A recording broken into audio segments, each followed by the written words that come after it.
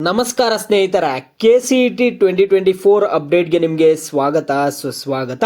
ಸ್ನೇಹಿತರೆ, ಇದು ತುಂಬಾನೇ ಇಂಪಾರ್ಟೆಂಟ್ ವಿಡಿಯೋ. ಇಂಜಿನಿಯರಿಂಗ್ ವಿದ್ಯಾರ್ಥಿಗಳಿಗಾಗಿರ್ಬೋದು, ಆರ್ಕಿಟೆಕ್ಚರ್ ವಿದ್ಯಾರ್ಥಿಗಳಿಗಾಗಿರ್ಬೋದು, ಮತ್ತೆ BSc ನರ್ಸಿಂಗ್ ವಿದ್ಯಾರ್ಥಿಗಳಿಗೆ ಇದು ತುಂಬಾನೇ ಇಂಪಾರ್ಟೆಂಟ್. ಈ ವಿಡಿಯೋನ ಕೊನೆವರೆಗೂ ನೋಡಿ, ತುಂಬಾನೇ ಇಂಪಾರ್ಟೆಂಟ್.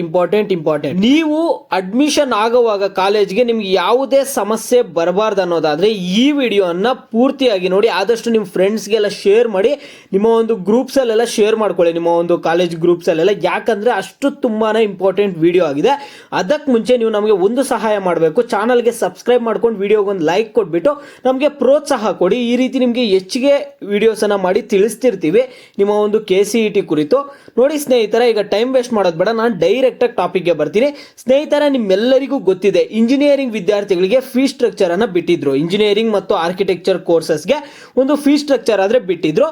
ಮತ್ತೆ BSc ನರ್ಸಿಂಗ್ ಬಗ್ಗೆನೂ ಮಾತಾಡ್ತೀನಿ, ಯಾಕಂದ್ರೆ ಸಾಕಷ್ಟು ಜನ ವಿದ್ಯಾರ್ಥಿಗಳು BSc ನರ್ಸಿಂಗ್ ಕಾಮೆಂಟ್ ಮಾಡ್ತಿರ್ತೀರಾ. ನಿಮ್ಮ ಒಂದು ಫೀಸ್ ಬಗ್ಗೆನೂ ಮಾತಾಡ್ತೀನಿ.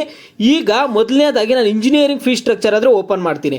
ನೋಡಿ, ಇದೆಲ್ಲ ನೀವು ನಿನ್ನೆ ಚೆಕ್ ಮಾಡ್ಕೊಂಡಿದ್ದೀರಾ. ನಾನು ಮತ್ತೆ ನಿಮ್ಗೆ ಅದೇ ಹೇಳಲ್ಲ, ಯಾಕಂದ್ರೆ ನಿಮ್ಗೆ ಮತ್ತೆ ಅದೇ ಹೇಳಿದ್ರೆ ಬೋರ್ ಆಗುತ್ತೆ, ನಿಮ್ಗೆ ಅದು ಇಷ್ಟನೂ ಆಗಲ್ಲ. ನಾನು ಮತ್ತೆ ಅದನ್ನೇ ರಿಪೀಟ್ ಮಾಡಲ್ಲ. ಯಾವ ಕಾಲೇಜಸ್ ಅಲ್ಲಿ ಎಷ್ಟೆಷ್ಟು ಫೀಸ್ ಇದೆ ಏನು ಅವೆಲ್ಲ ನಿಮಗೆ ಗೊತ್ತಿದೆ. ಗೌರ್ಮೆಂಟ್ ಕಾಲೇಜಸ್ ಅಲ್ಲಿ ಎಷ್ಟಿರುತ್ತೆ, ಪ್ರೈವೇಟ್ ಕಾಲೇಜಸ್ ಅಲ್ಲಿ ಎಷ್ಟಿರುತ್ತೆ ಅಂತೆಲ್ಲ ನಿಮ್ಗೆಲ್ಲರಿಗೂ ಈಗಾಗಲೇ ಗೊತ್ತಿದೆ. ಫೀಸ್ ಸ್ಟ್ರಕ್ಚರ್ ಅನ್ನ ಚೆಕ್ ಮಾಡ್ಕೊಂಡಿದ್ದೀರಾ. ಮೊದಲನೇದಾಗಿ ನಾನು ನಿಮ್ಗೆ ಏನು ಹೇಳೋಕೆ ಬಂದಿದ್ದೀನಿ ಅಂದರೆ, ಇಲ್ಲಿ ನೋಡಿ, ಇಲ್ಲಿ ಗೌರ್ನಮೆಂಟ್ ಕಾಲೇಜು, ಇದು ಸರ್ಕಾರಿ ಕಾಲೇಜುಗಳು, ಇಲ್ಲಿ 42,116 ರೂಪಾಯಿ ಆದರೆ ಇದೆ. ಓಕೆನಾ? ವಿದ್ಯಾರ್ಥಿಗಳು ಏನು ಮಾಡ್ತಾರೆ, ನಮಗೆ ಗೌರ್ಮೆಂಟ್ ಕಾಲೇಜಲ್ಲಿ ಸೀಟ್ ಬೇಕು, ನಾವು ಮನೆಯಲ್ಲಿ ಒಂದು 42,116 ಇದೆ ಅಂದರೆ ಒಂದು 43,000 ರೆಡಿ ಮಾಡಿ ಇಟ್ಕೊತೀವಿ ಮನೆಯಲ್ಲಿ ಅಂತ ಹೇಳ್ತೀರಾ. ಖಂಡಿತವಾಗ್ಲೂ ಆಗಲ್ಲ. ನಿಮ್ಗೆ ಅಡ್ಮಿಷನ್ಗೆಲ್ಲ ಸಮಸ್ಯೆ ಆಗೇ ಆಗುತ್ತೆ. ನೀವು ಕಾಲೇಜಸ್ಸಲ್ಲಿ ನೀವು ಏನು ಮಾಡಬೇಕಾಗುತ್ತೆ ಅಂದರೆ, ಅದ್ರ ಜೊತೆಗೆ ಒಂದು 15,000 20,000 ರೆಡಿ ಮಾಡ್ಕೋಬೇಕು. ನಿಮ್ಗೆ ಇಲ್ಲಿ ಎಷ್ಟು ಫೀಸ್ ಕೊಟ್ಟಿದ್ದಾರೋ ಅಷ್ಟೇ ಇರಲ್ಲ, ರಿಯಾಲಿಟಿನೇ ಬೇರೆ ಇರುತ್ತೆ. ನಿಮ್ಗೆ ಇಲ್ಲಿ ನೋಟಿಫಿಕೇಶನಲ್ಲಿ 42,000 ಕೊಟ್ಬಿಟ್ಟಿದ್ದಾರೆ ಅಂದರೆ, ನೀವು ಗೌರ್ಮೆಂಟ್ ಕಾಲೇಜಲ್ಲಿ 42,000 ಫೀಸ್ ಇರುತ್ತೆ ಅಷ್ಟೇ. VTU ಅಂಡರಲ್ಲಿ ಬರುವಂತಹ ಗೌರ್ಮೆಂಟ್ ಕಾಲೇಜಸ್ಸಲ್ಲಿ 42,000 ಫೀಸ್ ಇದೆ, ಸಾಕು 42,116 ರೂಪಾಯಿ ರೆಡಿ ಮಾಡ್ಕೊಳ್ಳೋಣ ಅಂದರೆ ಖಂಡಿತವಾಗ್ಲೂ ಆಗಲ್ಲ. ಒಂದು 15,000 20,000 ಆದರೂ ರೆಡಿ ಮಾಡ್ಕೋಬೇಕು. ಅದು ಕಾಲೇಜಿಂದ ಕಾಲೇಜಸ್ಗೆ ಡಿಪೆಂಡ್ ಆಗುತ್ತೆ. ಕೆಲವೊಂದು ಕಾಲೇಜಸ್ಸಲ್ಲಿ 10,000 ತಗೊಳ್ತಾರೆ ಎಕ್ಸ್ಟ್ರಾ, ಇನ್ನೊಂದು ಕಾಲೇಜಲ್ಲಿ ಒಂದು 15,000 ಎಕ್ಸ್ಟ್ರಾ ಇರುತ್ತೆ, ಇನ್ನೊಂದು ಕಾಲೇಜಲ್ಲಿ 20,000ವರೆಗೂ ಕೂಡ ಎಕ್ಸ್ಟ್ರಾ ಇರುತ್ತೆ. ಓಕೆನಾ ಸ್ನೇಹಿತರೆ, ಅರ್ಥ ಆಯ್ತು ಅನ್ಕೊಳ್ತೀನಿ. ಇದು 42,000 47,000 42,000 ಈ ರೀತಿಯಾಗೆಲ್ಲ ಏನಿದಾವೆ, ಇದ್ರ ಜೊತೆಗೆ ಒಂದು 15,000 20,000 ರೆಡಿ ಮಾಡ್ಕೊಳ್ಳಿ ಗೌರ್ಮೆಂಟ್ ಕಾಲೇಜಲ್ಲಿ ಸೀಟ್ ಬೇಕು ಅನ್ಕೊಂಡಿರುವಂತಹ ವಿದ್ಯಾರ್ಥಿಗಳು. ಓಕೆನಾ? ನೆಕ್ಸ್ಟು VTU ಯೂನಿವರ್ಸಿಟಿ ಅಂಡರಲ್ಲೇ ಬರುವಂಥದ್ದು ಪ್ರೈವೇಟ್ ಕಾಲೇಜಸ್ಸಲ್ಲಿ 76,135 84,596 ಏನಿದು ಫೀಸ್ ಇದೆ ಸ್ನೇಹಿತರೆ. ನೋಡಿ, ಇಲ್ಲಿ ಸರ್ಕಾರಿ ಕೋಟದ ಸೀಟ್ಗಳೇ, ಆದರೆ ಖಾಸಗಿ ಅನುದಾನ ರಹಿತ ಇಂಜಿನಿಯರಿಂಗ್ ಆರ್ಕಿಟೆಕ್ಚರ್ ಕಾಲೇಜುಗಳು. ಓಕೆನಾ? ಇದು ಪ್ರೈವೇಟ್ ಕಾಲೇಜಸ್ಸಲ್ಲಿ ನಿಮಗೆ ಗೌರ್ಮೆಂಟ್ ಸೀಟೇ, KE ಥ್ರೂನೇ ಹೋಗ್ತಿದ್ದೀರಾ. 76,135 ಇದೆ, 84,596 ಇದೆ. ಫೀಸ್ ಇಷ್ಟೇ ಇರುತ್ತಾ? ಎಕ್ಸಾಕ್ಟ್ ನೀವು ಇಷ್ಟು ರೆಡಿ ಮಾಡ್ಕೊಂಡ್ರೆ ಸಾಕಾ ಫೀಸು ಅಂತ ನೀವು ಕೇಳೋದಾದ್ರೆ ಖಂಡಿತವಾಗ್ಲೂ ಆಗಲ್ಲ. ನೀವು ಕೂಡ ಇನ್ನೊಂದು 20,000 ರೆಡಿ ಮಾಡ್ಕೋಬೇಕಾಗುತ್ತೆ. ಸ್ನೇಹಿತರ, ಇಲ್ಲಿ ನೀವು ನೋಡ್ಕೋಬಹುದು, ಇಲ್ಲಿ ಸೆಕೆಂಡ್ ಪಾಯಿಂಟ್, ಅನುದಾನ ರಹಿತ ಖಾಸಗಿ ಇಂಜಿನಿಯರಿಂಗ್ ಕಾಲೇಜುಗಳು ಪ್ರತಿ ವಿದ್ಯಾರ್ಥಿಯಿಂದ ಇತರೆ ಶುಲ್ಕವಾಗಿ ವಾರ್ಷಿಕ ರು 20,000ಗಳನ್ನು ಮೀರದಂತೆ ಪ್ರಥಮ ವರ್ಷದ ಶುಲ್ಕವನ್ನು ಕರ್ನಾಟಕ ಪರೀಕ್ಷಾ ಪ್ರಾಧಿಕಾರದಲ್ಲಿಯೇ ಪಾವತಿಸತಕ್ಕದ್ದು. ನೋಡಿ, ಇಲ್ಲೇ ಅವರು 20,000 ಹೇಳಿದ್ದಾರೆ.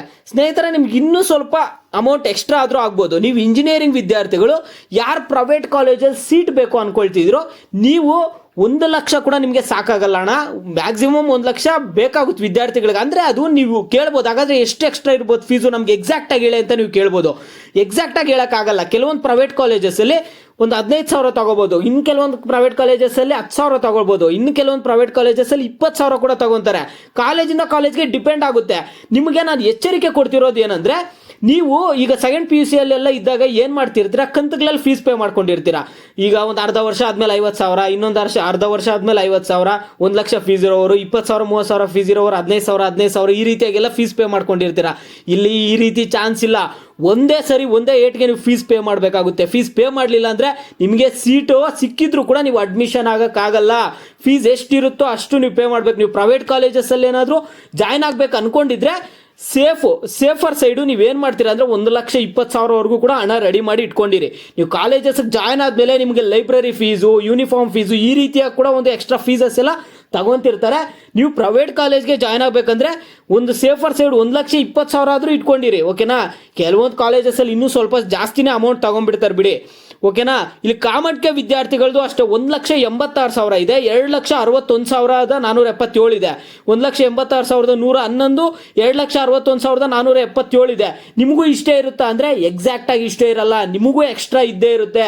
ನೀವು ಎಕ್ಸ್ಟ್ರಾ ಅಮೌಂಟು ಒಂದು ಸೇಫರ್ ಸೈಡ್ ಒಂದು 30,000 ಆದರೂ ಎಕ್ಸ್ಟ್ರಾ ಸೈಡ್ಗೆ ಇಟ್ಕೊಳ್ಳಿ. ಓಕೆನಾ. ಒಂದು 20,000 ತಗೊಳ್ತಾರಂತ ಅನ್ಕೊಂಡ್ರು ಒಂದು 10,000 ನಿಮ್ಮ ಕಡೆನೇ ಇರುತ್ತಲ್ಲ, ಸೇಫರ್ ಸೈಡ್ ಎಕ್ಸ್ಟ್ರಾ ಒಂದು 30,000 ಆದರೂ ಕೈಯಲ್ಲಿ ಇಟ್ಕೊಂಡಿರ್ಬೇಕಾಗುತ್ತೆ ವಿದ್ಯಾರ್ಥಿಗಳು. ಓಕೆನಾ. ನೋಡಿ, ಇವೆಲ್ಲ ಮ್ಯಾನೇಜ್ಮೆಂಟ್ ಎಲ್ಲ ಬಿಡಿ, ಅದೆಲ್ಲ ಮತ್ತೆ ನಿಮ್ಗೆ ಹೇಳಿ ಕನ್ಫ್ಯೂಸ್ ಮಾಡೋದು ಬೇಡ. ಇಷ್ಟು ಈಗ BSc ನರ್ಸಿಂಗ್ ವಿದ್ಯಾರ್ಥಿಗಳು, ಈಗ ನರ್ಸಿಂಗ್ ವಿದ್ಯಾರ್ಥಿಗಳಿಗೆ ಲಾಸ್ಟ್ ಇಯರ್ ತೋರಿಸ್ತೀನಿ ನಿಮ್ಗೆ ಇಲ್ಲಿ ನೋಡಿ. ಇದು ಲಾಸ್ಟ್ ಇಯರ್ ಬಂದ್ಬಿಟ್ಟು ಫೀ ಸ್ಟ್ರಕ್ಚರ್ BSc ನರ್ಸಿಂಗ್ ವಿದ್ಯಾರ್ಥಿಗಳಿಗೆ government quota in government colleges 100%.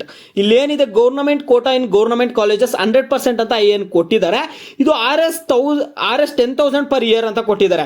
ಇದೇನಂದ್ರೆ ನಿಮಗೆ ಗೌರ್ನಮೆಂಟ್ ಕೋಟಾ ಸೀಟ್ ಬಂದ್ಬಿಟ್ಟು ಗೌರ್ನಮೆಂಟ್ ಕಾಲೇಜಲ್ಲೇ ಸೀಟ್ ಸಿಕ್ಕಿದೆ ಅಂದ್ರೆ ವಿದ್ಯಾರ್ಥಿಗಳಿಗೆ BSc ನರ್ಸಿಂಗು 10,000 ಫೀಸ್ ಇರುತ್ತೆ. ಹಾಗಾದ್ರೆ 10,000ನೇ ಇರುತ್ತಾ ಅಂತ ಕೇಳೋದಾದ್ರೆ ಇಲ್ಲ, ಕೆಲವೊಂದು ಕಾಲೇಜಲ್ಲಿ 10,000ನೇ ಇರುತ್ತೆ ಗೌರ್ನಮೆಂಟ್ ಕಾಲೇಜಲ್ಲಿ, ಇನ್ನು ಕೆಲವೊಂದು ಕಾಲೇಜಲ್ಲಿ ಇನ್ನೊಂದು 5,000 ಎಕ್ಸ್ಟ್ರಾ ತಗೊಳ್ತಾರೆ. 15,000, 10,000 ಪ್ಲಸ್ 5,000 ಒಂದು 15,000 ಆದರೂ ನಿಮಗೆ ಆಗುತ್ತೆ ಹಣ. ಓಕೆನಾ ವಿದ್ಯಾರ್ಥಿಗಳಿಗೆ. ಇನ್ನು ಕೆಲವೊಂದು ಕಾಲೇಜಸಲ್ಲಿ ಇನ್ನೊಂದು 2,000 ಎಕ್ಸ್ಟ್ರಾ 17,000 ಕೂಡ ಆಗ್ಬೋದು, ಇನ್ನು ಕೆಲವೊಂದು ಕಾಲೇಜಲ್ಲಿ 13,000 ಕೂಡ ಆಗ್ಬೋದು. ಈ ರೀತಿಯಾಗಿರುತ್ತೆ ನಿಮ್ಗೆ government quota in government colleges 100% ಇರುತ್ತೆ. Government quota in private colleges, ಇದು ನಿಮಗೆ ಪ್ರೈವೇಟ್ ಕಾಲೇಜಸಲ್ಲಿ ಗೌರ್ನಮೆಂಟ್ ಕೋಟಾ ಸೀಟ್ಸು ಕೇವಲ 20% ಇರುತ್ತೆ seats.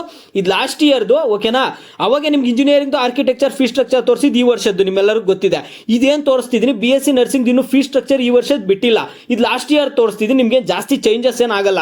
Government quota in private colleges 20%, RS 10,000 per year ಅಂತ ಇದೆ ಅಲ್ಲ. ಇಲ್ಲಿ ನೀವು ಹಾಗಾದ್ರೆ ಅನ್ಕೋಬಹುದು ಪ್ರೈವೇಟ್ ಕಾಲೇಜಲ್ಲೂ ಗೌರ್ಮೆಂಟ್ ಸೀಟ್ಗೆ 10,000 ಇದೆ ಅಷ್ಟೇ ಅಲ್ಲ ಅನ್ಕೋಬಹುದು. ಖಂಡಿತವಾಗ್ಲೂ ಇಲ್ಲ, ಇನ್ನೊಂದು 20-30,000 ಎಕ್ಸ್ಟ್ರಾನೇ ಆಗುತ್ತೆ ನಿಮಗೆ ಪ್ರೈವೇಟ್ ಕಾಲೇಜಲ್ಲಿ. ಎಲ್ಲ ಒಂದು 40,000 50,000 ಕೂಡ ಆಗುತ್ತೆ, ಕೆಲವೊಂದು ಕಾಲೇಜಲ್ಲಿ 60,000 ಕೂಡ ಆಗುತ್ತೆ. ಅದು ಕಾಲೇಜ್ ಮೇಲೆ ಡಿಪೆಂಡ್, ನಾವು ಹೇಳೋಕ್ಕಾಗಲ್ಲ. ಕೆಲವೊಂದು ಕಾಲೇಜಲ್ಲಿ 30,000ನೇ ಆಗುತ್ತೆ. ಈ ರೀತಿಯಾಗಿ ಸ್ನೇಹಿತರೆ, ಈಗ ಇಂಜಿನಿಯರಿಂಗ್ ವಿದ್ಯಾರ್ಥಿಗಳಿಗೆ ಮ್ಯಾಕ್ಸಿಮಮ್ ಕಾಲೇಜಸ್ ಯಾವ ರೀತಿ VTU ಅಂಡರಲ್ಲಿ ಬರುತ್ತೋ, ವಿಶ್ವೇಶ್ವರಯ್ಯ ಟೆಕ್ನಾಲಜಿಕಲ್ ಯೂನಿವರ್ಸಿಟಿ VTU ಅಂಡರಲ್ಲಿ ಬರುತ್ತೋ, ಅದೇ ರೀತಿ BSc ನರ್ಸಿಂಗ್ದು ಎಲ್ಲ ಈ ಕಾಲೇಜಸ್ ಎಲ್ಲ ರಾಜೀವ್ ಗಾಂಧಿ ಯೂನಿವರ್ಸಿಟಿ ಅಂಡರಲ್ಲಾದರೆ ಬರುತ್ತೆ. RGUHS ರಾಜೀವ್ ಗಾಂಧಿ ಯೂನಿವರ್ಸಿಟಿ ಅಂಡರಲ್ಲಾದರೆ ಬರುತ್ತೆ ಕಾಲೇಜಸ್. ನೋಡಿ, ಇಲ್ಲಿ ಮ್ಯಾನೇಜ್ಮೆಂಟ್ ಕೋಟಾ ನೀವು ನೋಡ್ಕೊಳ್ಳೋಕ್ಕಾದ್ರೆ 1,00,000 ಇದೆ, 1,40,000 ಇದೆ. ಈ ರೀತಿಯಾಗಿ ಫೀಸ್ ಇರುತ್ತೆ. ವಿದ್ಯಾರ್ಥಿಗಳಿಗೆ ನಾನು ಏನು ಎಚ್ಚರಿಕೆ ಕೊಡೋದಂದ್ರೆ, ನೀವೀಗ ದುಡ್ಡು ಹೀಗೆ ರೆಡಿ ಮಾಡಿ ಇಟ್ಕೋಬೇಕಾಗುತ್ತೆ ಮನೆಯಲ್ಲಿ. ಈಗಲೇ ದುಡ್ಡು ರೆಡಿ ಮಾಡಿ ಇಟ್ಕೊಂಡ್ರೆ ನಿಮಗೆ ಕಾಲೇಜ್ ಸಿಕ್ಕಿದಾಗ ನೀವು ಫೀಸ್ ಪೇ ಮಾಡಬೇಕಾಗುತ್ತೆ, ಚಲನ್ ಕಟ್ಟಬೇಕಾಗುತ್ತೆ. ಆಗ ಅಮೌಂಟ್ ಆದರೆ ನೀವು ಪೇ ಮಾಡ್ಕೋಬೇಕಾಗುತ್ತೆ. ಇಲ್ಲ ನಾವು ಮತ್ತೇನೆ ದುಡ್ಡು ರೆಡಿ ಮಾಡ್ಕೋತೀವಿ ಅನ್ನೋದಾದರೆ ಖಂಡಿತವಾಗ್ಲೂ ಆಗಲ್ಲ. ನೀವು ಈಗಲೇ ಫೀಸ್ ರೆಡಿ ಮಾಡ್ಕೋಬೇಕು. ಅವ್ರು ನಿಮಗೆ ತುಂಬ ಟೈಮ್ ಕೂಡ ಕೊಡಲ್ಲ. ಫೀಸ್ ಪೇ ಮಾಡ್ತಾ ನಿಮ್ಮ ಒಂದು ಸೀಟ್, ನಿಮ್ಗೆ ಏನು ಸೀಟ್ ಸಿಕ್ಕಿರುತ್ತೆ ಆಪ್ಷನ್ ಎಂಟ್ರಿಯಲ್ಲಿ, ಆ ಒಂದು ಸೀಟು ಸೇಫ್ ಆಗಿರುತ್ತೆ. ನೀವು ಫೀಸ್ ಪೇ ಮಾಡಲಿಲ್ವಾ, ಆ ಸೀಟು ಕ್ಯಾನ್ಸಲ್ ಆಗುತ್ತೆ. ಯಾಕಂದರೆ ನೀವೀಗ SSLC ಓದ್ ಬಂದಿರ್ತೀರಾ, PUC ಓದ್ ಬಂದಿರ್ತೀರಾ, ನಿಮ್ಮ ಕಾಲೇಜಸ್ಸಲ್ಲೆಲ್ಲ ಯಾವ ರೀತಿ ಆಗಿರುತ್ತೆ ಅಂದರೆ ಸ್ನೇಹಿತರೆ, ಅಲ್ಲೆಲ್ಲ ನಿಮ್ಗೆ ಏನಾಗಿರುತ್ತೆ ಅಂದರೆ ನೀವು ಕಂತುಗಳಲ್ಲಿ ಕಟ್ಬೋದಾಗಿರುತ್ತೆ. First instalment, second instalment, third instalment, ಕೆಲವೊಂದು ಕಾಲೇಜಲ್ಲಿ 4th ಇನ್ಸ್ಟಾಲ್ಮೆಂಟು, ಈ ರೀತಿಯಾಗಿ ಇನ್ಸ್ಟಾಲ್ಮೆಂಟಲ್ಲೆಲ್ಲ ಅಮೌಂಟ್ ಪೇ ಮಾಡ್ಕೊಂತ ಹೋಗಿರ್ತೀರಾ. ಇಲ್ಲ, ಆ ರೀತಿ ನಡೆಯಲ್ಲ. ಪಾಪ ನಿಮ್ಮ ಪೇರೆಂಟ್ಸ್ಗೂ ಹೇಳಿ, ಅವ್ರಿಗೂ ಗೊತ್ತಿರಲ್ಲ. ಅವರು ನಾವು PUC ಅಲ್ಲೆಲ್ಲ ನಮ್ಮ ಮಕ್ಕಳಿಗೆ ಒಂದು ಕಂತಲ್ಲಿ ಕಟ್ಟಿದ್ವಲ್ಲ, ಅರ್ಧ ಕಟ್ಟೋಣ, ಸ್ವಲ್ಪ ಕಟ್ಕೊಳ್ಳೋಣ, ವರ್ಷ ಪೂರ್ತಿ ಸ್ವಲ್ಪ ಕಟ್ಟೋಣ ಅನ್ಕೊಂಡಿರ್ತಾರಲ್ಲ. ಇಂಜಿನಿಯರಿಂಗ್ ಅಲ್ಲಿ ಈ ರೀತಿಯಾಗಿ ವರ್ಕೌಟ್ ಆಗಲ್ಲ. BSc ನರ್ಸಿಂಗ್ ಅಲ್ಲಿ ಕೂಡ ವರ್ಕೌಟ್ ಆಗಲ್ಲ. ಫುಲ್ ಫೀಸ್ ಪೇ ಮಾಡಬೇಕಾಗುತ್ತೆ. ಅದಕ್ಕೆ ನಾನು ಮುಂಚೆಯಿಂದ ತುಂಬಾ ಇಂಪಾರ್ಟೆಂಟ್ ವಿಡಿಯೋ ಅಂತ ಹೇಳಿದ್ದೀನಿ. ನೀವು ಆ ಫೀಸ್ ಸ್ಟ್ರಕ್ಚರ್ ಅನ್ನು ನೋಡಿಕೊಂಡು ನೋಡಿ. ಈಗ ನಿಮಗೂ ಎಕ್ಸಾಕ್ಟ್ ಆಗಿ ಅಮೌಂಟ್ ರೆಡಿ ಮಾಡ್ಕೊಳ್ಳೋಕ್ಕಾಗಲ್ಲ. ಯಾಕಂದ್ರೆ ನಿಮ್ಗೆ ಗೌರ್ಮೆಂಟ್ ಕಾಲೇಜಲ್ಲೇ ಸೀಟ್ ಸಿಗುತ್ತೆ ಅಂತ ಏನು ಗ್ಯಾರಂಟಿ? ಇಲ್ಲಿ ಗೌರ್ಮೆಂಟ್ ಕಾಲೇಜಲ್ಲಿ 47,000 ಇದೆ, ಅದ್ರ ಜೊತೆಗೆ ಇನ್ನೊಂದು 15,000 ಆಗ್ತಾರೆ ಅನ್ಕೊಳ್ಳಿ. ನಿಮ್ಗೆ ಗೌರ್ಮೆಂಟ್ ಕಾಲೇಜಲ್ಲೇ ಸೀಟ್ ಸಿಗ್ಲಿಲ್ಲ ಅಂದ್ರೆ ನೀವು ಬರೀ ಒಂದು 60,000 ರೆಡಿ ಮಾಡಿ ಇಟ್ಕೊಂಡಿರ್ತೀರಾ. ಒಂದು 60,000 65,000 ಪ್ರೈವೇಟ್ ಕಾಲೇಜಲ್ಲಿ ಸೀಟ್ ಸಿಕ್ತು. ಪ್ರೈವೇಟ್ ಕಾಲೇಜಿಗೆ ನೀವು ಹೋಗ್ಬೇಕು ಅನ್ಕೊಂಡ್ರೆ ಅವಾಗ ಏನು ಮಾಡ್ತೀರಾ? ಅದರಿಂದ ಸೇಫರ್ ಸೈಡ್ಗೆ ಸ್ವಲ್ಪ ದುಡ್ಡು ರೆಡಿ ಮಾಡಿ ಇಟ್ಕೊಂಡಿರಿ. ಸ್ವಲ್ಪ ಒಂದು 30,000-40,000 ಎಕ್ಸ್ಟ್ರಾನೇ ಮಾಡಿ ಇಟ್ಕೊಂಡಿರಿ ಫೀ ಸ್ಟ್ರಕ್ಚರಲ್ಲಿ ಏನಿರುತ್ತೋ ಅದರಿಗಿಂತ. ಯಾಕಂದರೆ ನೀವು ಅಡ್ಮಿಷನ್ ಆದಮೇಲೆ ನಿಮಗೆ ಆ ಫೀಸು, ಈ ಫೀಸು, ಲೈಬ್ರರಿ ಫೀಸ್ ಅಂತೆಲ್ಲ ಮತ್ತೆ ಎಕ್ಸ್ಟ್ರಾ ತಗೊತಿರ್ತಾರೆ ಫೀಸನ್ನು. ಓಕೆನಾ? ನಿಮ್ಮ ಒಳ್ಳೇದಕ್ಕೇ ಹೇಳ್ತಿದ್ದೀನಿ. ನಿಮ್ಮ ಪೇರೆಂಟ್ಸ್ ಜೊತೆ ಎಲ್ಲ ಡಿಸ್ಕಸ್ ಮಾಡಿ ಸ್ವಲ್ಪ ಅಮೌಂಟ್ ರೆಡಿ ಮಾಡಿ ಇಟ್ಕೋಬೇಕಾಗುತ್ತೆ. ನಿಮ್ಗೆ ಸೀಟ್ ಅಡ್ಮಿಷನ್ ಬೇಕೇ ಬೇಕು ಕಾಲೇಜಲ್ಲ ಅಂದರೆ. ಓಕೆನಾ ಸ್ನೇಹಿತರೆ? ಇದು ನಿಮಗೆ ಆಸ್ ಎ ಬ್ರದರ್ ಆಗಿ ನಿಮಗೆ ಸಜೆಷನ್ ಕೊಡ್ತಿದ್ದೀನಿ. ಯಾಕಂದರೆ ಮತ್ತೆ ನೀವು ಕಷ್ಟಪಡೋದು ಬೇಡ. ಎಷ್ಟೋ ವಿದ್ಯಾರ್ಥಿಗಳು ಪ್ರತಿ ವರ್ಷ ಮತ್ತೆ ಕಷ್ಟಪಡುವಂಥದ್ದು ನಾನು ನೋಡಿದ್ದೀನಿ, ನನ್ನ ಕಣ್ಣಾರೆ ನೋಡಿದ್ದೀನಿ. ಅದರಿಂದನೇ ಹೇಳ್ತಿದ್ದೀನಿ. ಇದು ಸ್ನೇಹಿತರೆ ಸದ್ಯಕ್ಕೆ ಅಪ್ಡೇಟ್. ಇದಾದಷ್ಟು ಎಲ್ಲ ನಿಮ್ಮ ಫ್ರೆಂಡ್ಸ್ಗೆ ಶೇರ್ ಮಾಡಿ. ನಿಮ್ಗೆ ಇನ್ನೂ ಮತ್ತೆ SC/ST ವಿದ್ಯಾರ್ಥಿಗಳು ಹೇಳೋದು ಮರ್ತೋದೆ. SC/ST ವಿದ್ಯಾರ್ಥಿಗಳು ನಮಗೂ ಇಷ್ಟೇ ಫೀಸ್ ಇರುತ್ತಾ, ನಮಗೆ ಕಡಿಮೆ ಇರುತ್ತಲ್ಲ ಫೀಸ್ ಅಂತೆಲ್ಲ ಹೇಳ್ತಿದ್ರು. ಸ್ನೇಹಿತರೆ, ನಿಮಗೆ ಸ್ಕಾಲರ್ಶಿಪ್ಪಲ್ಲೆಲ್ಲ ಹಣ ಕಟ್ಟಾಗುತ್ತೆ. ಸ್ಕಾಲರ್ಶಿಪ್ ಹಣ ಬರುವಂಥದ್ರಲ್ಲಿ ಅದು ಯಾವ ರೀತಿಯಾಗಿ ವರ್ಕ್ ಆಗುತ್ತೆ SC/ST ವಿದ್ಯಾರ್ಥಿಗಳಿಗೆ ಫೀಸ್ ಅನ್ನುವಂಥದ್ದನ್ನು ತಿಳಿಸ್ಕೊಡ್ತೀನಿ ಮುಂದಿನ ವಿಡಿಯೋಲ್ಲಿ. ಯಾಕಂದರೆ ಇವಾಗಲೇ ಈ ವಿಡಿಯೋ ತುಂಬಾ ಲೆಂತ್ ಆಗಿದೆ ಸ್ನೇಹಿತರೆ. ನಿಮಗೆ ಬೇರೆ ಏನೇ ಡೌಟ್ಸ್ ಇರಲಿ ವಿಡಿಯೋಗೆ ಲೈಕ್ ಮಾಡ್ಬಿಟ್ಟು ಕಾಮೆಂಟ್ ಮುಖಾಂತರ ತಿಳಿಸಿ. ಯಾವ ಟಾಪಿಕ್ಸ್ ಬಗ್ಗೆ ಹೆಚ್ಚಿಗೆ ಕಾಮೆಂಟ್ಸ್ ಇರುತ್ತೋ ಅದ್ರ ಬಗ್ಗೆ ನೆಕ್ಸ್ಟ್ ವಿಡಿಯೋ ಆದರೆ ಬರುತ್ತೆ.